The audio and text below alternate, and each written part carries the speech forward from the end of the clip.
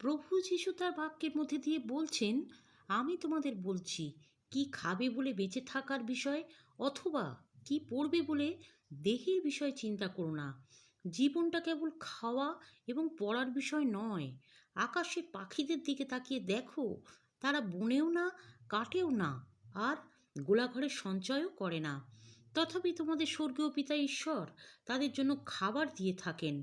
তোমরা কি তাদের থেকে অধিক বড় নও? কোনো বিষয় নিয়ে চিন্তা ভাবনা করো না। তোমাদের স্বর্গীয় পিতা তো জানেন যে তোমাদের এসব জিনিসের প্রয়োজন আছে। তাই তোমাদের সমস্ত চাওয়ার বিষয়গুলি ধন্যবাদের সঙ্গে প্রার্থনার দ্বারা ঈশ্বরকে জানাও।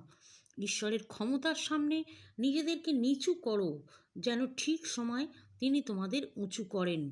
তোমাদের চিন্তা ভাবনার ভার তার উপর ফেলে দাও, কারণ তিনি তোমাদের বিষয়ে চিন্তা করেন।